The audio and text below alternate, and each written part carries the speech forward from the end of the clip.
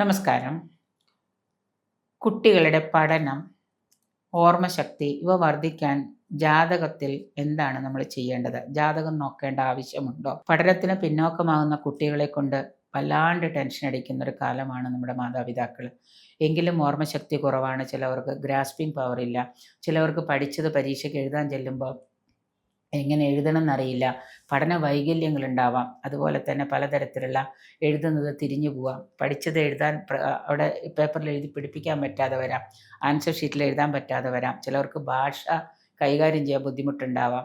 മലയാളം മാത്രം അറിയാവുന്ന കുട്ടി ഇംഗ്ലീഷ് മീഡിയത്തിൽ പോകുമ്പോൾ ചിലപ്പോൾ ഇംഗ്ലീഷ് കുട്ടിക്ക് അത് വായിച്ചെഴുതാം. ഇങ്ങനെ പലതരത്തിലുള്ള ബുദ്ധിമുട്ടുകളും കുട്ടികൾക്ക് ഉണ്ടാവാം. ഇത് ശരിക്കും പറഞ്ഞാൽ ജ്യോതിഷം എന്ന് പറയുന്നത് ഒരു കൗൺസിലിങ്ങും കൂടിയാണ്. ശരിക്കും പറഞ്ഞാൽ ജാതകം, അപ്പോൾ നമ്മൾ ഈ സമയത്ത് ജാതകം നോക്കാനോ ഒന്നുമല്ല പാരൻസ് പോവുക, മറിച്ച് എവിടെയാണ് പോവുക? ഒരു നേരെ ഡോക്ടറെ അടുത്തേക്ക് പോകും, അല്ലെങ്കിൽ സൈക്കോളജിസ്റ്റിൻ്റെ അടുത്തേക്ക് പോകും, അല്ലെങ്കിൽ കുട്ടിയെ കൊണ്ട് ഏതെങ്കിലും ഒരു അമ്പലത്തിൽ കൊണ്ടുപോയി തൊഴിയിക്കും. ഇതെല്ലാം നമുക്ക് ചെയ്യാം. സൈക്കോളജിസ്റ്റിനെ കാണാം, ടീച്ചേഴ്സിനോട് നമുക്ക് പറയാം, കുട്ടിക്ക് ട്യൂഷൻ കൊടുക്കാം, എല്ലാം ചെയ്യാം. പക്ഷേ ഇതിൻ്റെ എല്ലാത്തിൻ്റെ ഇടയിൽ നമുക്ക് ചെയ്യേണ്ട ഒരു കാര്യം എന്ന് പറഞ്ഞാൽ ആദ്യം തന്നെ നമ്മൾ കുട്ടികളുടെ ജാതകം ഒന്ന് എടുത്ത് നോക്കാം. ഇനിയിപ്പോൾ ജാതകം എഴുതിയിട്ടില്ല എന്ന് വിചാരിക്കുക, കുട്ടികളുടെ കറക്റ്റായിട്ടുള്ള ഡേറ്റ് ഓഫ് ബർത്തും സമയമുണ്ടെങ്കിൽ നമ്മൾ കുട്ടികളുടെ ജാതകം ഒന്ന് പരിശോധിപ്പിക്കാം. ഇവൻ്റെ ജാതകത്തിൽ ഈ പറയുന്ന പ്ലാനറ്റ്സ്, ബുധൻ എന്ന് പറയുന്നത് പഠനവുമായിട്ട് ബന്ധപ്പെട്ട ഏറ്റവും പ്രധാനപ്പെട്ട ഒരു ഗ്രഹമാണ്. അതുപോലെ തന്നെ ചന്ദ്രൻ മനസ്സുമായിട്ട് ബന്ധപ്പെട്ടതാണ്. അപ്പോൾ ഇങ്ങനെ ഓരോ ഗ്രഹങ്ങളും ഓരോ പ്ലാനറ്റ്സിനും ഓരോന്നിനെ സ്വാധീനിക്കാൻ സാധിക്കും. അപ്പോൾ വാക്ക്, വാണി, കർമ്മം എന്ന് പറയുന്നത് ബുധനാണ്. ഈ ബുധന് മൗട്യോ അല്ലെങ്കിൽ ബുധന് ഏതെങ്കിലും പാപഗ്രഹത്തിൻ്റെ വീക്ഷണമൊക്കെ ഉണ്ടെങ്കിൽ ചിലപ്പോൾ അവൻ എത്ര പഠിച്ചാലും അവന് ഓർമ്മ നിൽക്കില്ല, എത്ര എഴുതിയാലും അവന് മാർക്ക് കിട്ടില്ല. അതുപോലെ തന്നെ ചന്ദ്രന് മൗഢ്യം വന്നു, അല്ലെങ്കിൽ ചന്ദ്രന് പക്ഷബലം ഇല്ലാതെ വന്നു, എത്ര പഠിച്ചാലും അവന് ചിലപ്പോൾ ഓർമ്മ നിൽക്കില്ല, എന്തെങ്കിലും എഴുതാൻ ചെന്ന് കഴിയുമ്പോൾ അവനത് മറന്നുപോകും. കാരണം മനസ്സിന് ചെറിയ ബുദ്ധിമുട്ടുകൾ അവന് വന്നേക്കാം, വല്ലാണ്ട് സ്ട്രെസ്സ് ഉണ്ടാവാം. ചില കുട്ടികൾ പരീക്ഷാ പേപ്പർ കാണുമ്പോൾ, പരീക്ഷ എന്ന 3 വാക്ക് കാണുമ്പോൾ തന്നെ പേടിക്കുന്നവരുണ്ട്. അപ്പോൾ ഇപ്പോഴും ഇങ്ങനെയൊക്കെ സംഭവിക്കുമ്പോൾ നമ്മൾ എവിടെയൊക്കെ പോയാലും ജാതകം ഒന്ന് പരിശോധിപ്പിക്കുന്നത് നല്ലതാണ്.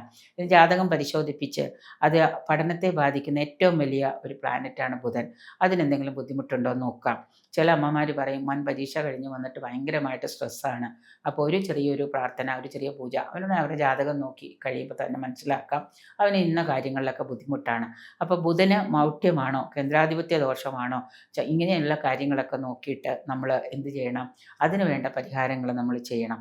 ഒപ്പം തന്നെ ശുഗ സാരസ്വതം എന്ന് പറയുന്ന വാചാലതയ്ക്കും വിദ്യാഭിവൃദ്ധിക്കും ബഹുക്ഷേമമായിട്ടുള്ളതാണ് ശുഗ സാരസ്വതം എന്ന് പറയുന്നത്.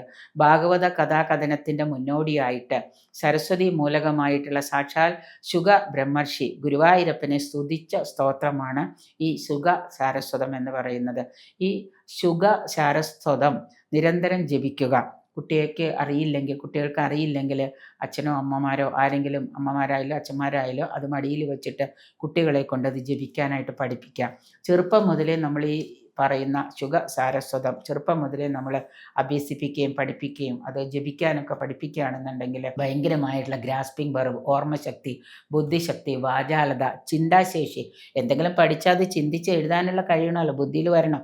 അപ്പോൾ അതിനുള്ള ചിന്താശേഷി, കാര്യഗ്രഹണ പാടവത, കുട്ടികൾക്ക് എപ്പോഴും ഉണ്ടായിരിക്കേണ്ട ഒരു അത്യാവശ്യ കാര്യമാണ് കാര്യഗ്രഹണം. എന്താണ് ചെയ്യുന്നത്, എന്താണ് പറയുന്നത്, എന്തിനാണിത് ചെയ്യുന്നത്, പഠിക്കുന്നത് എന്തിനാണ്. ഒരു 4ാം ക്ലാസ് വരെ അല്ലെങ്കിൽ 3ാം ക്ലാസ് വരെ ഇത് അറിയില്ല എന്ന് 3ാം ക്ലാസ്സിൽ പഠിക്കുന്ന കുട്ടികൾക്കും ഇപ്പോൾ അറിയാൻ പറ്റും. അപ്പോൾ കാര്യഗ്രഹണ പാടവത ഇതൊക്കെ ഉണ്ടാവും. ഇതിനൊക്കെ പാത്രീഭവിക്കുകയും ആദരവിന് പാത്രീഭവിക്കുകയും ടീച്ചർമാരുടെയൊക്കെ കണ്ണിലുണ്ടാകാനൊക്കെ സാധിക്കും. അപ്പോൾ നമ്മളൊന്ന് ജാതകമൊക്കെ നോക്കി എന്തൊക്കെ ചെയ്യുന്നതാണെങ്കിലും അതിനിടയിൽ ഒന്ന് ജാതകം നോക്കിയിട്ട് അത് പറ്റുന്ന രീതിയിൽ ചെയ്യാം. ഇനി വേറെ ഏതെങ്കിലും തരത്തിലുള്ള മതസ്ഥരാണെന്നുണ്ടെങ്കിൽ ശുഗ സാരസ്വതം അവർക്ക് കുട്ടികളെ ജപിപ്പിക്കാൻ പറ്റുന്നില്ല, അവരുടെ മതം അനുസരിച്ചിട്ടുള്ള കാര്യങ്ങൾ നമുക്ക് ചെയ്യാം. അപ്പോൾ കുട്ടികളുടെ ജാതകം പഠനവുമായിട്ട് ബന്ധപ്പെട്ട് വളരെ വിശേഷപ്പെട്ടതാണ്. അത് നോക്കി നമുക്കതിനും കൂടി വേണ്ടിയുള്ള പരിഹാരങ്ങൾ ചെയ്യേണ്ടത് ഉത്തമമായിട്ടുള്ള കാര്യമാണ്.